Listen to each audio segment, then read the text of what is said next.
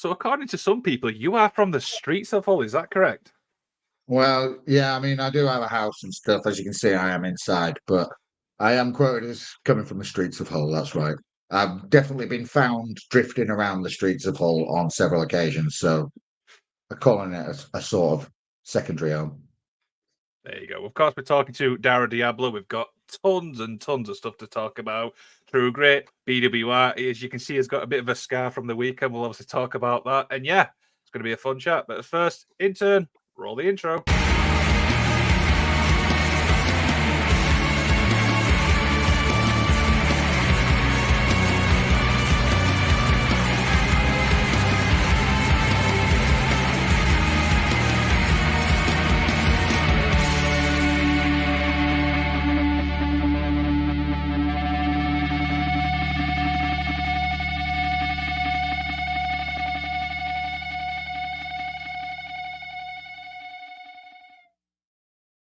Dara, it's great to talk to you, bud.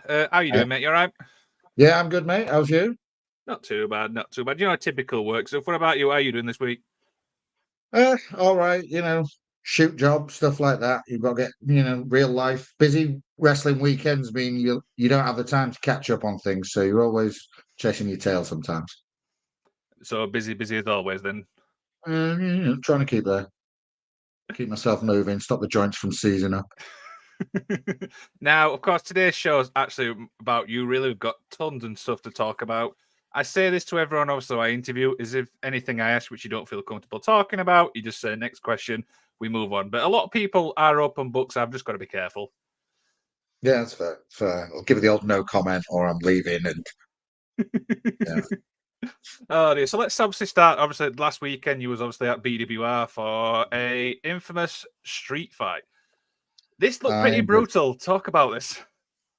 Well, I love working at BWR. I have worked a lot of years of my career in the North Lincolnshire area, like Grimsby and Cleethorpes, like back in the day working for RDW and GWA and things like that. And then moving forward, BWR kind of not quite came out of the ashes of that, but it's where there's only a certain scene in the area, so obviously there's elements drawn from there from like previous promotions, like James Hanna. He was obviously strongly involved. A man formerly known as Havoc. He's now involved in BWR, and so it's great to be there. It reminds me a lot of NGW in Hull as well, in that it is like a grassroots thing that has just built and built organically. They started with smaller shows. They knew what they wanted to do. They wanted a decent quality of wrestling with a decent production value to the Grimsby, Cleethorpes, North Lincolnshire area, who are kind of hungry for wrestling. They're really like never, always good crowds and stuff like that. Always real into it. So it was good to be there as always, and especially coming back. I'm sure we'll talk about it later. But I've just come back from a long-term injury. Basically, I tore my Achilles tendon, so actually starting to get back out there and get in the ring in it's a good environment, it's a good show, it's a good crowd against good workers. I get to work BA Rose. I mean, I've worked a couple of times before, but never in a proper street fight match. And obviously BA, I don't know if you follow him, is really making waves in like the deathmatch and hardcore scene. Like he started maybe a few years ago. He started doing the death matches and stuff, and he's instantly people are straight on him. Like this guy is like new Mick Foley. He's brilliant. Everyone who watches him, sees how much he was wrestling for years. He's not like new to it, but maybe he plateaued or something. Then he went into this, and suddenly it's just given him such a fire up his ass that he's people are really starting to take notice of him. So it was really good to work BA. I like him. He's a good lad, and we had a good old scrap. We got similar. I think we've got a similar attitude towards wrestling. We both, don't mind taking a hit or two. Like not scared of a little knock. And as you say, I've got a little cut on my head. It was a brutal match, and sadly, I did not get the win on this occasion. BA got the better of me, I believe for the second time, but there we are, isn't it? But yeah, absolutely excellent. Like, I really enjoyed working in. It was a great match. I think the crowd were well into it, and we all walked away from it, which is always a positive. Absolutely, absolutely. So obviously, as it was a street fight, is there is there a different preparation to like a normal match? Obviously, with the physicality and stuff. But yeah, I mean, it's not so much about like reversals and being aware of where everyone is in the ring. There's all the ring psychology of actually being in the ring is different, obvious, and you're going to get hurt. You know you're going to take a big knock or two because it's the nature of the game. But so yeah, you do go into it with a different mindset. But I think street fight and that it suits my mindset. I don't. It doesn't bother me taking a punch or two. I'm a big old tough mother flipper. So getting hit over the head with a bit of steel is not as intimidating as other people may find it. But there again, running around and jumping and flipping off the ropes and things is maybe a bit beyond me as I like get ever closer to 40 years old. So swings and roundabouts, isn't it? Really. Absolutely, absolutely. So I was doing obviously a bit of research, obviously for this interview, and your career start 2006, I believe. Is that correct? Yeah, that's correct. My first show was in a town in North Lincolnshire called Rugby, home of the infamous Rugby Rumble for a company called NBW. I think it was NBW back then. It was Jerry Norton, who's a very interesting character himself from around the Nottingham area. And yeah, I was literally talking about it the other day with Joe Connors because I believe he was at that show and said he may have even filmed it. So he said, I think I've got a DVD of your debut match. And I was like, oh, yeah. Like he said, because he didn't start wrestling until maybe about 6 months after me or something like that. Maybe not even that long. And so I was just getting on shows as he was kind of just getting into the business. And so, yeah, Joe Connors was recording a great rugby rumble it was. And I was in a tag match. Yeah, 2006. Thank you for making me feel ancient because that is nearly 20 years ago. So, wow. Uh, Ouch. yeah. Things have changed a lot, sometimes for the better, sometimes for the worse. But I mean, in general, I think the standard and quality of wrestling has gone up since 2006. Jesus, I'm adding years to my life. And, the quality of production and, the way shows are presented and they are promoted is light years ahead of what it was back in 2006.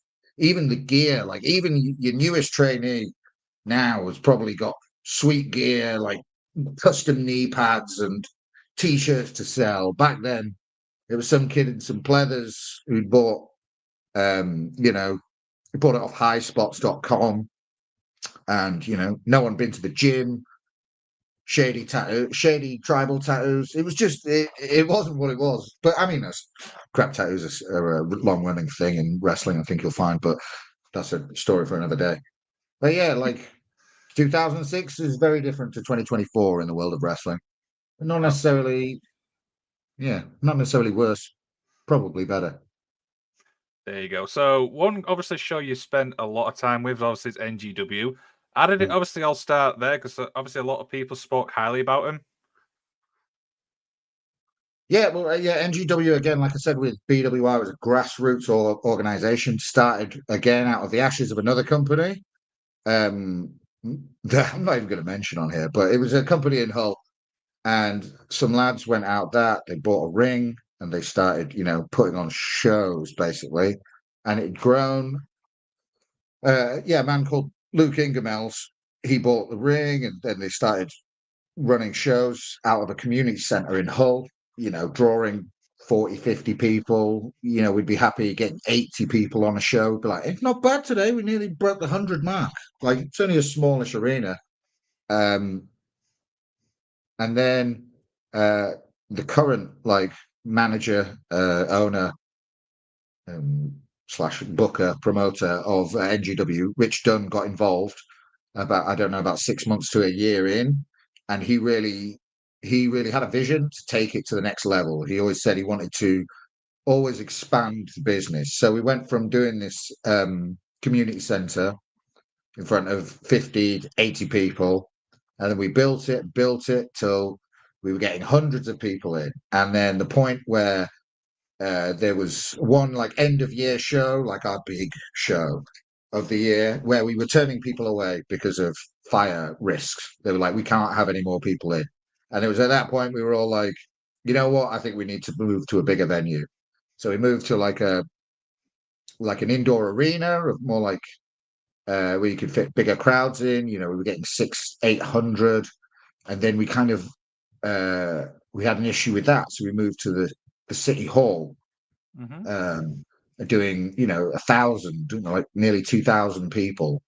So just seeing it build. I mean, it took years. It took 10, 15 years, but and then from there they got Butlins. We had local TV, so like there was TV, like little local TV stations up and down the country that NGW had a product that we were showing on it.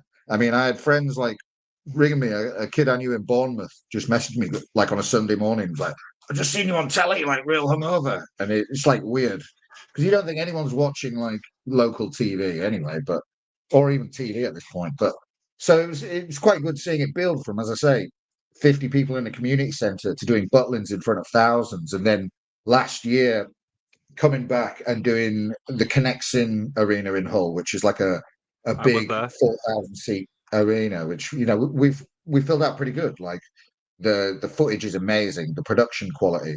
That was a thing that originally drew a lot of workers to want to come to NGW because although Hull is out of the way and not really in the like wider wrestling scene as a country, it's just kind of a bit on the end. NGW, we had such production values and we'd have such good like hype videos and things like that that loads of the lads would just want to work. It was like, we want to do NGW, so I get some good pictures, I get a good highlight reel, I come out in a stage in a city hall in front of thousands of people, so it looks great, and it adds to my brand. And like NGW was like a platform for people to go, bloody hell, like you make people legitimately, in my opinion, look like stars, look like Mm-hmm. proper stars. People like Rampage Brown and like Rampage Brown had been doing All Star for years. He'd been to WWE and things like that. He came back and he wanted to start doing the Indies because he's always done All Star, which is an amazing show, brilliant talent, and but it is a more old school. It was a more old school style of show. So he started, and NGW was kind of his platform to get out there. I think where he started working there, people started seeing him. They went, "Oh my god, this man is the best in the country." So yeah, NGW has been great. I mean, it's COVID kind of slowed things down, and they're not at Butlins anymore. But the things that they've achieved were like undreamed of, like when I started in wrestling in 2006. So it is amazing and like really lucky that I was in Hull around to be part of it. And I guess, I'm sick, great wrestler, so they were going to have me, right? Surely. Exactly. So, how long have the NGW been at the East Mount? So yeah, the East Mount. Well, yeah, I think it must have. I think the first show was 2008. So like what? I think it was 15 years last year. So 16 years ago, I guess maybe they started in East Mount Centre, and it took them a while, but hard work and a good show will bring that, and the crowd that comes to NGW as well. It's not necessarily wrestling fans; it's people who word of mouth has got round. Come and see this. The kids want to go see wrestling or whatever, and they watch it and they go, "Wow, that's like an amazing show! Like I can't believe this is just on my doorstep." And there's people who come, they don't know wrestling, they might watch a bit of WWE on telly or something, but they know the NGW wrestlers. And they'll see someone like Nathan Cruz or Matt Myers, and they could be like, they might as well be John Cena to them or something. They're like, oh my God, this is amazing. So it's it's just a really good atmosphere. And I think anyone would be quite lucky to work at NGW sometimes. Absolutely. So the last show for NGW was Redemption, which was, and you obviously up against Miles Kamen. Take Indeed, that. Miles Kane as well. Again, a very lucky match. Like a good match. Like BA Rose, I say, is absolutely on a tear at the minute. Before, like he was wrestling Abdullah Kobayashi in Hull at Welly, and everyone said it was an amazing, absolutely star-making performance. And then I get to wrestle Miles Kamen, who, in my opinion, is probably probably one of the best, if not the best, wrestler under 25 in the country today. He is absolute star, that kid.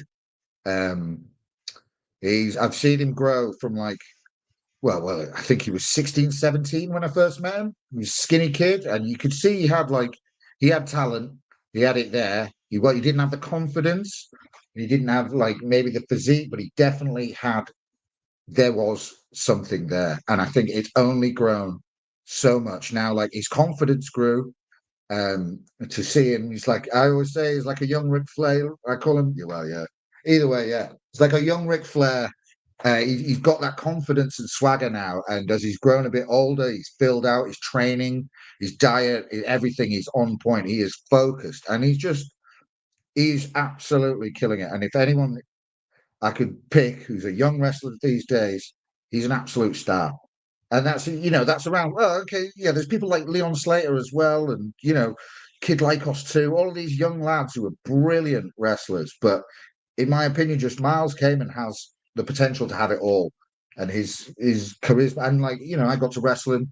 It was a great match. He is wise beyond his years because he's only 23, I think, and he's been in the job 6 years. He's been learning under people like Nathan Cruz. He's been to Butlins. He's like Rampage Brown. Got I think he's trained under a lot of people. He's got a lot of experience and a lot of good knowledge. So he will go far. And I think it would be a crime if he is not on the top of topping cards. Main eventing within the next couple of years. And he showed it again with a star-making performance at Connexin, the NGW show. I said end of last year with a cage match against Nathan Cruz, and it was absolutely amazing. Really proved himself as able to hang with Nathan again, a 20-year veteran, well respected, one of the greatest in the country. Definitely one of the best talents the country's produced in the last 20 years. And Miles looked perfectly at home wrestling him there. Did not look out of place for a second. Nothing but good words to say about Miles. I hate him, but I can't knock him. The golden boy, the golden boy. There you go. I was actually there for that December show, and it was first time seeing a cage match live, and it was absolutely terrific the whole show, all the way around. Oh yeah. Well, yeah, that cage match was fantastic though. They really pulled out all the stops. Good on them. But yeah, they're two very, very, very competent and accomplished wrestlers. So I wouldn't expect anything less from them, to be fair. Not at all. Not at all. So you mentioned coming back from injury. Now it's been a long time. Obviously with True Grit as well. Obviously the big storyline there. What was that like? Obviously, one coming back from injury and stuff like that. Well, yeah, it was worrying. So yeah, I tore my Achilles tendon at training doing burpees, which was quite embarrassing. But what are you going to do? Also, surprisingly, doesn't hurt as much as you think. Kind of leg just goes floppy. But yeah, it was obviously a big blow. I felt like after there was obviously COVID. So with the True Grit storyline, as you mentioned, I won the True Grit Rumble in 2020. I was due to face Nserico, Ugandan warrior and erstwhile gladiator, for for the True Grit title in the March, I think it was, of 2020. Obviously, not much happened in 2020 in the world of wrestling due to COVID, and after COVID, everyone's excited to come back. I felt like I was getting back. I was really feeling like a really good flow. I felt like I was a decent place, a really peak of my powers after after COVID. There's a bit of ring rust to work off, and then I think, oh, okay, I'm rolling again. I'm getting in my groove. Everything was going well, and then obviously I injured myself. Um, I think it was literally 2 weeks before the show. So that all got thrown out, and it was uncertain how long I would be out. So the initial estimates were like 3 months. So I was like, okay, 3 months.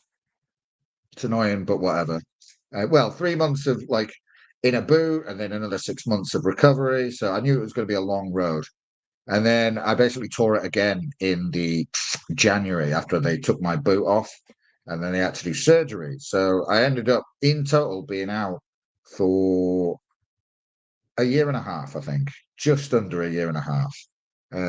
Maybe October.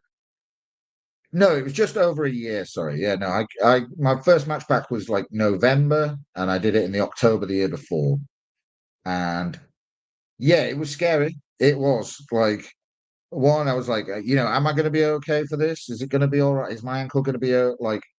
You got that worry, like, okay, I've been training it, I've been doing this and that, but what happens if I just jump and my leg just goes? You have that fear in the back of your head. But touch wood, everything has been fine. I mean, obviously, when I did it as well, like, I'm not, as mentioned, I'm closer to 40 than I am 20, that's for sure. And so I was like, can I continue with this? Like, legitimately, if it takes me that long to get back, like, is it worth it? I don't know. But I think always in my head, I was like, you have that thought, you go, maybe it's time to hang up your boots. Kind of, this is a big injury. But I was like, fuck it, I'm not done yet. I'm not done yet. I've got stuff I want to do. I still enjoy it, and I think I've proved since I've come back that I can still go. It's not really like it's felt fine. I've not had any issues with it, and I'm just getting kind of the ball rolling again. Like the initial few matches it was scary. It was in the back of my mind, and I don't know if that affected it, but general reviews have been positive, so I don't feel I'm 100% back. Like in my own head, I'm like I can do better. I can do better, but that always keeps you. If you get complacent, then you're never going to get any better. But touch wood, yeah, it's been hard. It's been a long road, and it has been scary at times. Thinking like, will I make it back, or will I be able to do what I could do before? But every time I train, or every time I like get in the ring, I get more confident, and I remember who I was, before. What was that like? Obviously, the first time back in the ring after the injury. Was obviously you mentioned it scared a bit. Is it a lot of psychological as well? Oh yeah, 100%. A lot of it is psychological.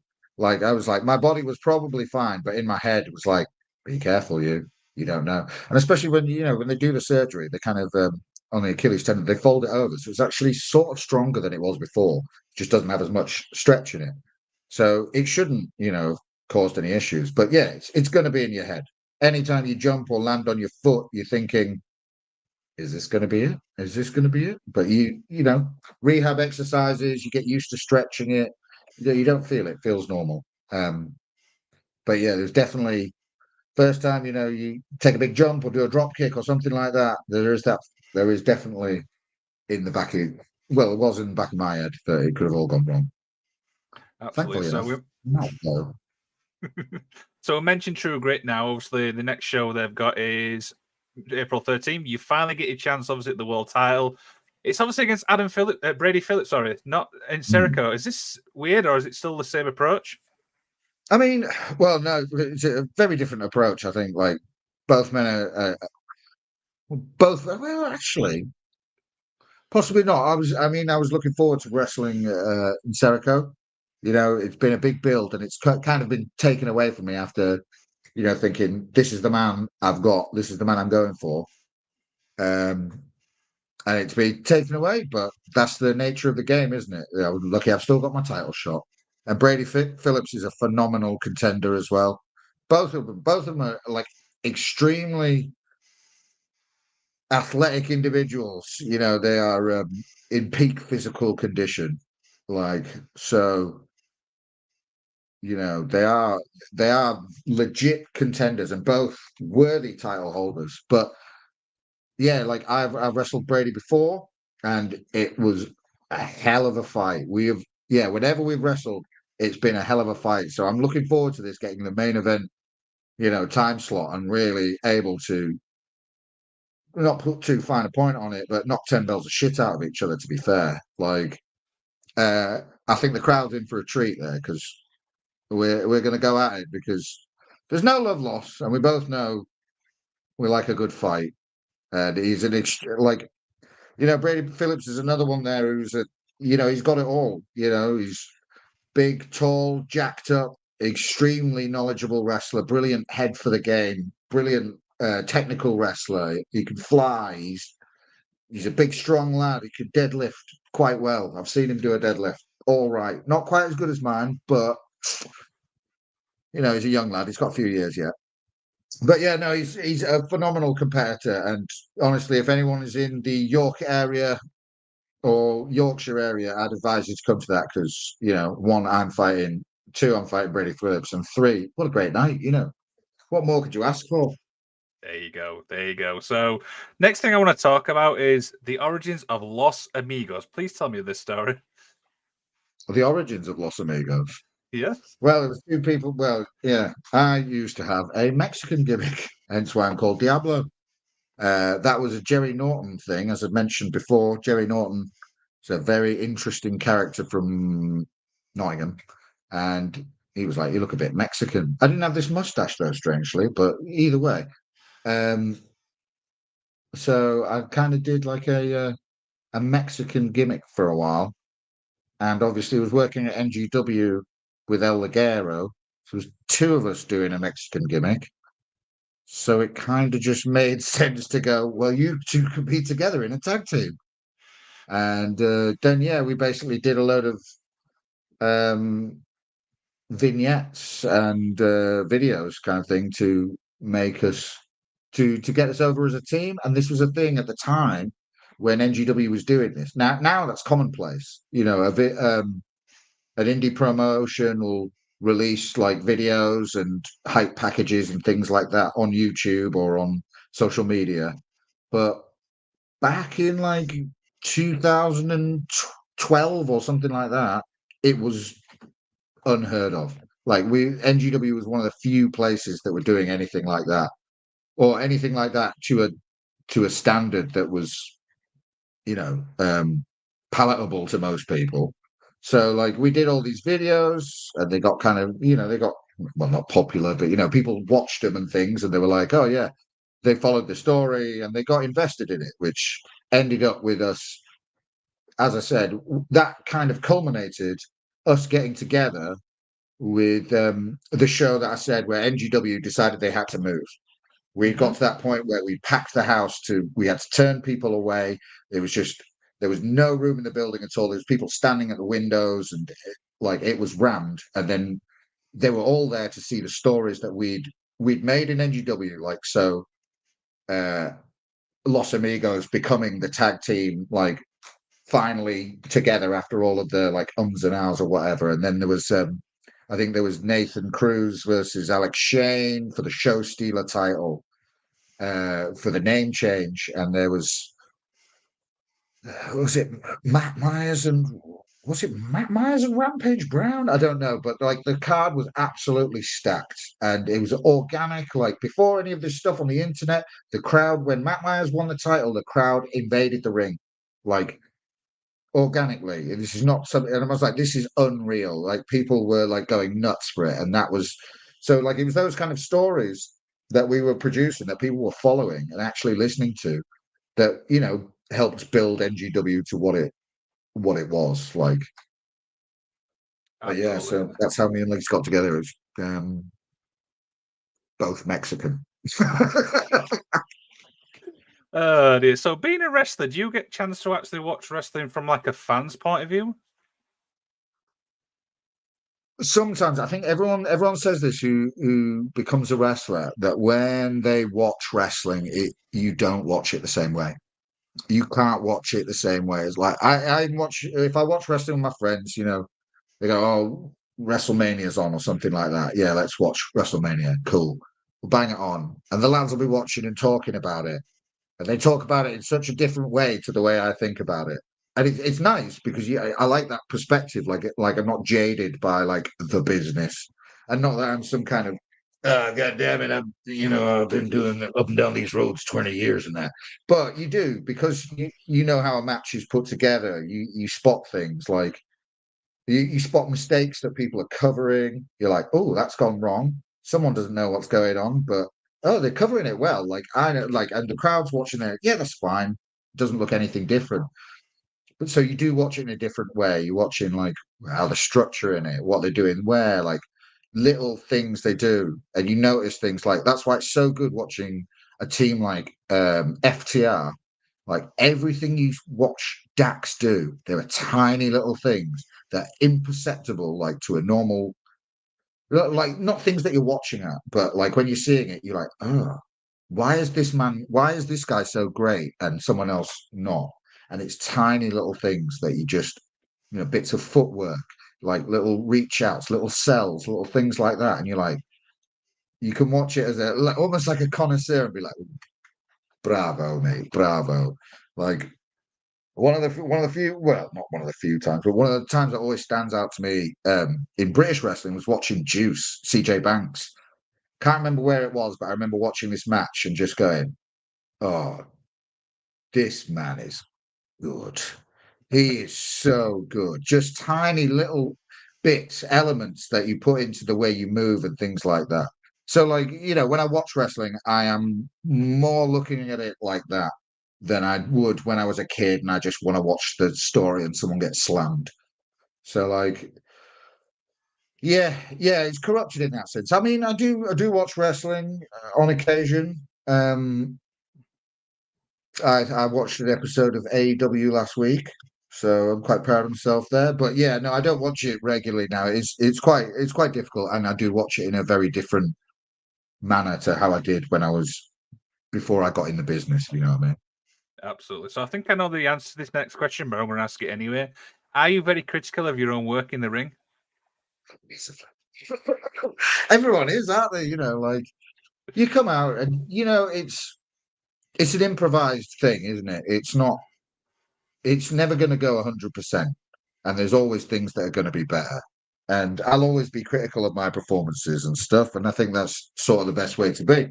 But you can be overly critical. Like sometimes you've just got to leave it up to it. I've known people who are always really hard on themselves on a match, and they're like, "Oh fuck, this one spot went wrong," and it's like, but the rest of the match was class. The ending was brilliant. All the points you needed to get across were hit. What's your problem? Because you slipped slightly on some move or whatever. It's natural. Like I don't think wrestling should be too crisp and clean anyway, because it becomes, in my opinion, it becomes too contrived and fake. A bit of flopping around makes it a bit more realistic. But yeah, no, I do. I watch tapes back and I think, fuck, that was shit. Or like I think back about matches later, and I was like, oh, this would have worked better. I should have done this instead of that, or that would have been better than that. But yeah, you've got to be critical of your work, I think, but you've got to know when to cut it off and go, right, yeah, at the end of the day, did I hit my points? Like if you go out and you shit the bed, you forget the whole match, and you end up hurting someone or something like that. Yeah, call it a bad day, but a few blown spots or a little bit of a ricket here or something doesn't go quite right, them's the breaks. Plenty more options. It's not the end of the world. Not at all. Not at all. So this next question kind of stumps a lot of people. What do fans not know about Dara Diablo? Now, this can be the wrestler or the person. I'll let you decide. Well, fans don't seem to know that I fucking really good. And I've got merchandise on sale which you can buy. Please message me, find out. I don't know. I don't know. What do people not know about? Well, I don't know. Yeah. Not as much of a cunt as I look. That's one thing. But yeah, I don't know. I'm all right. I'm a nice guy, decent wrestler. Ooh. I ain't got much going. Yeah, you've stumped me with this one. Big fan of hamsters. Yeah, I like hamsters. Yeah, that's a good one. Diablo, big fan of hamsters. If you've got pictures of hamsters, send me them. I think they're cute. And any death metal recommendations. That's all I There you got for go. you. That's all I got for you. That's absolutely fine. So, Yeah, here's another great story actually. Yeah, one of my proudest moments in wrestling is that I was confused for Rampage Brown. So I call that it's bad on one sense because I was like, they don't even know who I am. But on the other hand, they confused me with one of the best at least. So swings and roundabouts. Yeah, rough with a smooth, very zen individual, me. that's brilliant. So, Yeah, few totally. little more questions will begin to wind down. So, you've Oh. been in obviously wrestling since 2006, like we mentioned earlier. Is there any people obviously in the UK scene you'd like to wrestle? Um, well, yeah, I've been around a bit. I've wrestled a lot of people, at least once at some point. But is there anyone I'd like to wrestle who I haven't wrestled? I I'd like to wrestle Shah Samuels, I think. I think he would be a great person to work with. And also Rory Coyle. I've never actually worked with Rory Coyle. If we're talking about British people, yeah. Yeah, I've never actually worked with Rory Coyle one-on-one. I've been in matches with him and sort of rumbles, but I'd really like to have a match with Rory. That'd be a good one. Shah, I think, would be interesting. Um, I'm trying to think. Hmm. There's probably loads of people, but you've caught me off guard. But those two people spring to mind that I haven't wrestled that I would really enjoy wrestling. Um, I'd like a singles with James Mason as well. I think I've had a tag with him before, but never a single. Oh no, that's a lie. Tell a lie. I think I have worked James before. Hmm. I don't know. Yeah, there are loads, but none are springing to mind right there. But I've given you two. What more do you want, really? Hey, that's good enough for me. What about companies? Obviously, you've worked for quite a few companies. Obviously, we've talked about a few of them.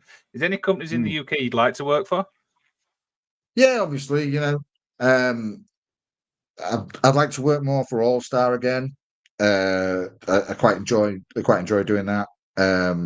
There is First Class and Kick Out Wrestling, also great new-ish companies that I'd like to work for, doing like the touring town show scene, town halls and things like that. But in a more indie sense, like I think I'd really like to work for North. That's a company that I've wanted to for a while, kind of thing. Um, but it's getting up there. A lot of the lads are getting up there now, so I need to maybe have a chat with people and try and schmooze my way up there. But I think I'd be great in the Northeast. They love me up there. Um, TNT always looks like a laugh. As I said, I've been working for Rise, and more into the hardcore scene of things, so that aspect of it is quite intriguing to me. And then yeah, like do want to like a little foray into the world of death matches is like obviously working at Rise Underground, which is like basically the first company in Britain really that started making deathmatch scene a thing. Like there's a lot of other companies that are popping up now, like Kumite and Bleeding Gums and TNT, obviously doing more deathmatch stuff. But I think Rise was the one that really um, kind of started making a scene of it in Mhm. England with the deathmatch outlaws, people like Big Fucking Joe and Darko and Lou Nixon and stuff like that. And they've really made a scene. They've really like it's an event in itself. Is Rise like you get wrestling fans there, hardcore wrestling fans, hardcore deathmatch wrestling fans, and you get random people just going for a night out because it's hilarious. So like it's a really good atmosphere. It's chaos, sometimes more chaos than people like, but there's nowhere else like it. So I really enjoy working there as well. So yeah. There you go. So obviously you've done so much in your career so far. So this is kind of like a two-part question. One, what's the goals for the rest of the year? And two, is there anything else beyond that you'd like to do? So my goals for the rest of the year, as I say, I'm coming back from injury, is to get back up to full speed again. Really, like I'm getting into it. I'm getting more bookings out there, and I think people will start remembering who I am. Maybe even discovering who I am. Who knows? But hopefully, people will see me and start realizing that I'm fucking sick, and they should probably start booking me. And I am a great laugh. So even if you don't want to book me, just bring me down. I'll chat with everyone, and everyone will have a lovely time in the back. Um, but yeah, so like I want to basically, shore things up and get the ball rolling and get more confident on my leg and feel like I'm back to 100% where I was, kind of thing. And then going forward, always work for more companies. As I say, I want to try and edge my way into the deathmatch world, um, and just enjoy my time wrestling. Really, like it's been part of my life for nearly 20 years now. As I say, I'm 38 years old. I've been wrestling since I was 19. It's been my whole life, and hopefully it'll be my life for a few more years yet. So I just enjoying the ride and trying to get as much out of it as I can. Met some people, been some places, had some experiences. Hopefully, can have some more. There you go. This has been an absolute fun chat, Dara. One final thing from you, my friend. Is there anything you'd like to plug? Yeah, book me. I have merchandise as well. On my Instagram, Dara Diablo, and Facebook, add me. I think I've got a Twitter, but I don't use it, so I wouldn't bother. Because I'm old and I don't really know how it works. It's even called X. It's not even called Twitter anymore. So yeah, add me on Instagram, message me. I can bring you merch. Follow me. I'm delicious. Sorry, yeah. That's about it, really. I'm not really good at the self-promotion game. Be sure to check out Dara against Brady Phillips on April 13th at True Great, because that is going to be an absolute banger of a match. Dara, again, thank you so much for obviously talking to us. The Magic of Wrestling, of course, is back this Thursday as I chat to somebody who you might know, Sandy Beaches. Beaches. Yes, I am aware of Beaches. Lovely girl. Great girl. Cheers, pal. Right. Cheers.